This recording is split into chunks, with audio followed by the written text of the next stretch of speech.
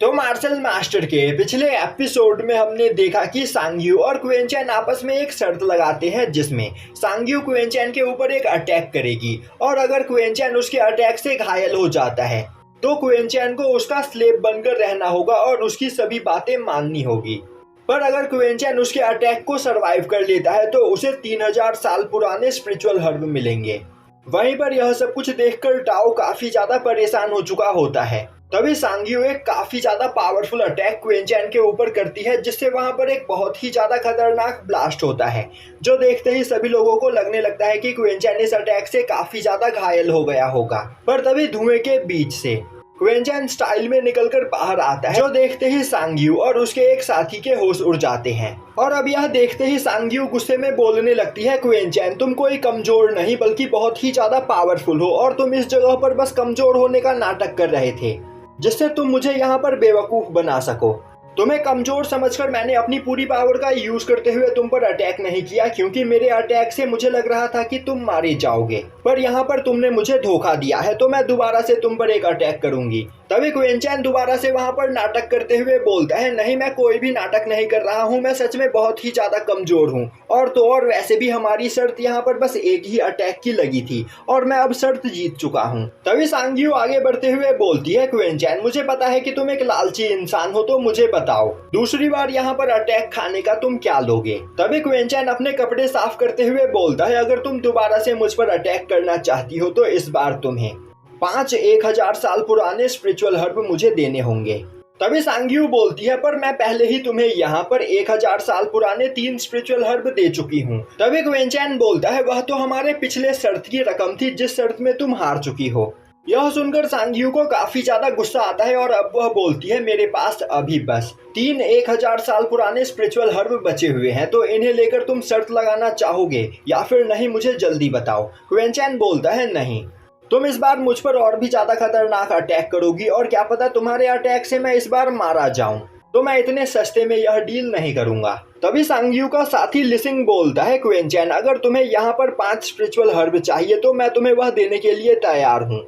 तो यहाँ पर शर्त लगाओ। तभी क्वेंचैन बोलता है, मैं बस यहाँ पर सांग्यू के साथ शर्त लगाना चाहता हूँ, वैसे अगर तुम मुझसे शर्त लगाना चाहते हो तो तुम्हें कम से कम 100 मिलियन स्पिरिचुअल स्टोन की शर्त लगानी होगी। यह सुनते ही लिसिंग बोलता है, आखिर तुम यह क्या बकवास कर रहे हो। क्वेंचैन बोलता है, अगर तुम्हारे पास इतने पैसे नहीं है तो अपना मुंह बंद रखो क्योंकि मैं यहाँ पर गरीबों से बात नहीं करता हूँ। यह बोलते हुए अब वह सांग्यू को देखते हुए बोलता है, सांग्यू अगर तुम इस जगह पर मेरे साथ दूसरी बार शर्त लगाना चाहती हो तो तुम्हें यहाँ पर दाव पर कुछ ज्यादा बड़ी रकम लगानी होगी और तो और तुम्हारे अगले अटैक में मैं अगर घायल हो जाता हूँ तो मैंने अब तक तुमसे जितने भी स्पिरिचुअल हर्ब लिए हैं मैं तुम्हें वापस लौटा दूंगा। साथ ही साथ अगर मैं यहाँ पर इंजर्ड हो जाता हूँ तो मैं तुम्हें उन तीनों स्पिरिचुअल हर्ब के साथ साथ 100 मिलियन स्पिरिचुअल स्टोन भी दूंगा। तो बताओ इस बारे में तुम्हारा क्या ख्याल है, और अगर लिसिंग भी चाहे तो तुम्हारे साथ मिलकर यह शर्त लगा सकता है, मुझे इससे कोई भी प्रॉब्लम नहीं। तभी लिसिंग बोलता है, तुम्हारे कपड़े देखकर तो मुझे नहीं लगता कि तुम्हारे पास 100 मिलियन स्पिरिचुअल स्टोन होंगे। तभी क्वेंचैन बोलता है, ओ तो तुम्हें ऐसा लगता है, कोई बात नहीं, अगर मैं तुम्हें यहाँ पर 100 मिलियन स्पिरिचुअल स्टोन नहीं दे पाता हूँ तो तुम्हें परेशान होने की कोई जरूरत नहीं। तुम वह 100 मिलियन स्पिरिचुअल स्टोन मेरे इन दोनों दोस्तों से वसूल कर सकते हो। यह बोलते हुए वह यांडान और येमो के पास आते हुए बोलता है, मेरे यह दोनों दोस्त काफी ज्यादा अमीर है, तो अगर यहाँ पर तुम्हारे अटैक से मैं इंजर्ड हो जाता हूँ या फिर मारा जाता हूँ तो मेरे यह दोनों दोस्त तुम्हारे पैसे तुम्हें देंगे। यह सुनते ही यांडान और येमो दोनों ही परेशान हो जाते हैं और बोलने लगते हैं, क्वेंचैन यह तुम क्या बकवास कर रहे हो, तुम्हारे साथ हमारा कुछ भी लेना देना नहीं, तुम यहाँ पर हमें फंसाने की कोशिश मत करो। अब वहाँ पर सांग्यू कुछ सोचने लगती है जो देखते ही क्वेंचैन बोलता है, तुम एक जीनियस हो जो इतनी कम एज में ही मार्शल एम्परर रैलम पर पहुंच चुकी हो, तो तुम्हें इस बारे में इतना सोचने की कोई जरूरत नहीं या फिर तुम्हारे पास इतने पैसे है ही नहीं। अब यह सुनते ही लिसिंग को काफी ज्यादा गुस्सा आता है और अब वह अपने पास से स्पिरिचुअल हर्ब और 100 मिलियन स्पिरिचुअल स्टोन निकालकर क्वेंचैन को दे देता है और बोलता है, इसे अपने पास जमा रखो, तुम्हें मारने के बाद हम इससे डबल तुमसे वसूल करेंगे। तभी क्वेंचैन सांग्यू की ओर देखने लगता है। तभी सांग्यू भी अपने पास बचे हुए 3 स्पिरिचुअल हर्ब निकालकर क्वेंचैन को दे देती है और बोलती है,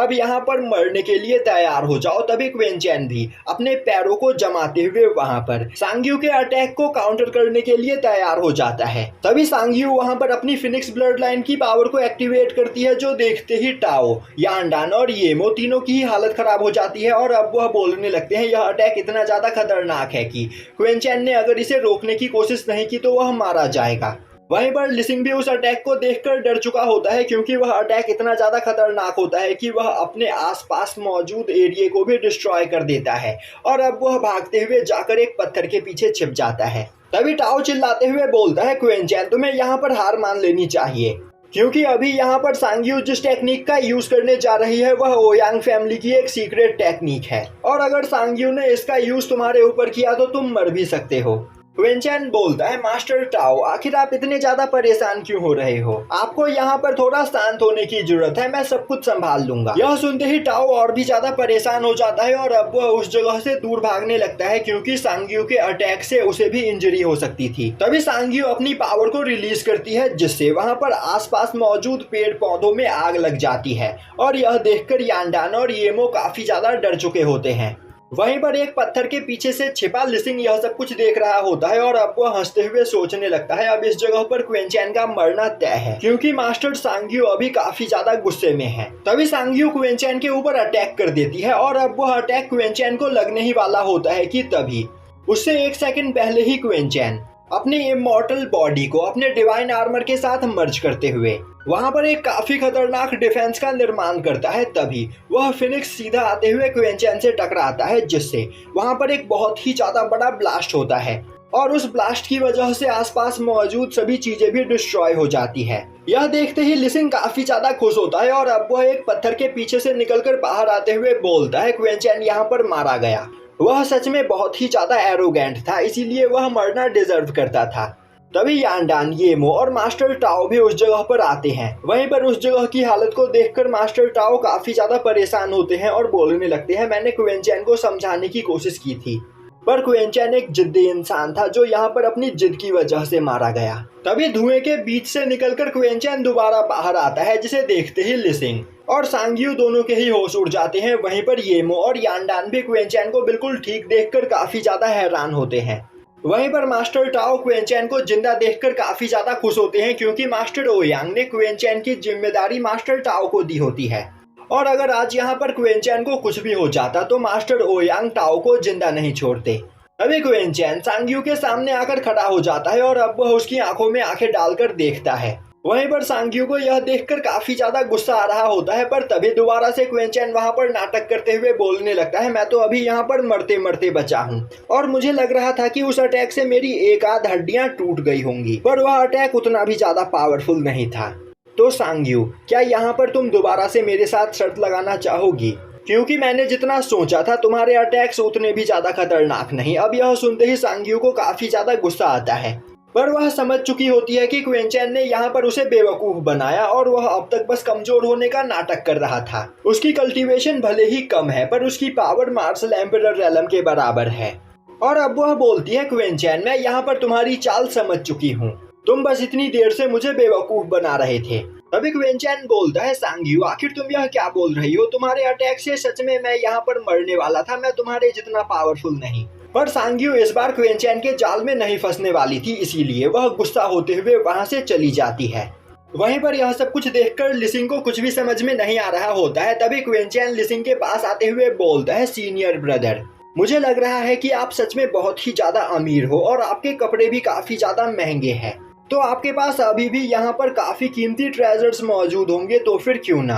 आप भी यहाँ पर मेरे साथ शर्त लगाकर मुझ पर अटैक करके एक बार ट्राई कर लीजिए, क्या पता आप इस बार मुझसे जीत जाओ। और अगर आपके अटैक ने इस बार मुझे यहाँ पर इंजर्ड किया तो अब तक मैंने सांग्यू से यहाँ पर जितने हर्ब लिए हैं वह सभी हर्ब मैं आपको दे दूंगा। वहीं पर लिसिंग क्वेंचैन को इस तरह बात करते हुए देखकर काफी ज्यादा डर चुका होता है, क्योंकि क्वेंचैन ने अब तक सांग्यू से भी सीधे मुंह बात नहीं की, पर वह वहां पर लिसिंग से काफी तमीज से बात कर रहा होता है, जो देखते ही वह डरते हुए बोलता है तुम मुझे फंसाने की कोशिश कर रहे हो, और अब वह भी वहां से भाग जाता है। तभी मास्टर टाओ हंसते हुए क्वेंचैन के पास आते हुए उसकी तारीफ करते हुए बोलने लगते हैं क्वेंचैन तुम सच में काफी ज्यादा स्मार्ट हो, मैंने कभी नहीं सोचा था कि तुम्हारी अल्केमी नॉलेज के साथ साथ तुम्हारी फिजिकल स्ट्रेंथ भी इतनी ज़्यादा खतरनाक होगी। तुमने तो यहाँ पर मुझे भी बेवकूफ़ बना दिया और यहीं पर यह एपिसोड ख़त्म हो जाता है।